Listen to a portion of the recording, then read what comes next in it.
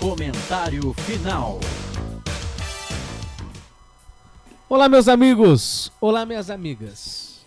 Guarani empata em 3-3 dentro de casa por um concorrente direto que é o Ituano. O Ituano tem um ponto a mais que o Guarani no Campeonato Brasileiro Série B.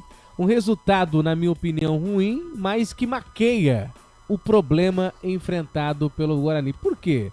Maqueia pela sensação da partida, pelo jogo, pelo cenário. O Guarani tomou aí os 2 gols, buscou empate. Depois o Ituano fez o terceiro gol. Depois o Guarani fez o terceiro gol de empate. Por conta do cenário, dá uma maquiada nesse momento vivido pelo Guarani, que ainda é preocupante.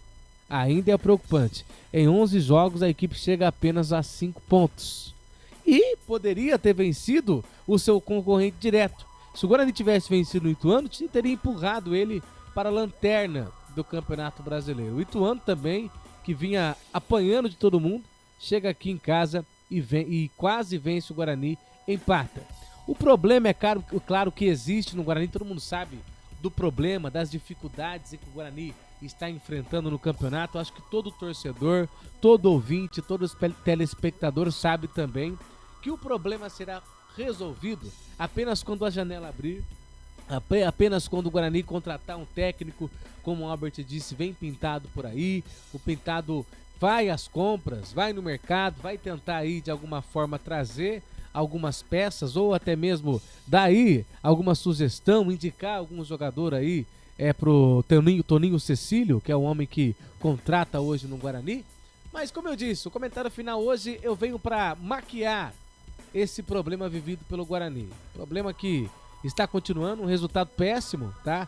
Jogando dentro de casa, não se alegre pelo cenário, pelas circunstâncias que aconteceram dentro da partida, porque foi um resultado ruim, um resultado péssimo, um concorrente direto, um time que apanhou dentro de casa, que é o Ituano, e aí vem para Campinas e quase ganha do Guarani. Então, um resultado ruim.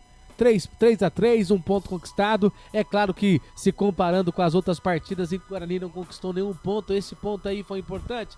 Vamos colocar que foi.